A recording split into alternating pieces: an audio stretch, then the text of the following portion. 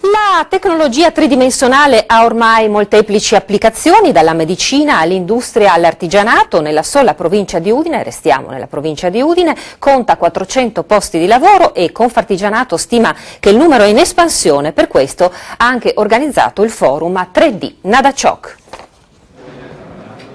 Il mouse ormai si è evoluto ed è diventato uno scalpello virtuale. Alla statua proiettata in 3D sullo schermo posso togliere le rughe, tagliarle la barba o farla sorridere e con la mano sento esattamente quanto sto incidendo sul materiale. Software e hardware già in commercio. Soprattutto di artigiani, ovviamente ci sono grandi industrie come la Ferrero, come la Montegrappa che utilizzano questi strumenti, ma ho tanti artigiani della zona della Versilia, di Pietrasanta che utilizzano questi strumenti per la lavorazione del marmo, per la lavorazione del legno.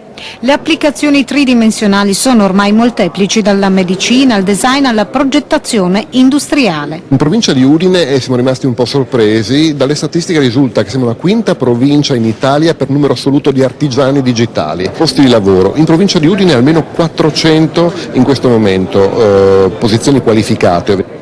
Il distretto tecnologico di Tavagnacco, che conta 50 aziende, ha presentato al forum la mappa in 3D che consente di conoscere non solo le dimensioni degli edifici ma anche l'altezza degli alberi, una sorta di catasto virtuale di immediata consultazione. L'aereo in volo può ritornare fra 4 anni, le differenze possono essere misurate, quindi possiamo sapere quanto un albero cresce. So che la Protezione Civile sta utilizzando analoghi mezzi per misurare le frane e avere delle comparazioni sul territorio. Secondo me questi dovrebbero essere strumenti che dovrebbero essere divulgati nell'utilizzo quotidiano di tutti gli enti locali.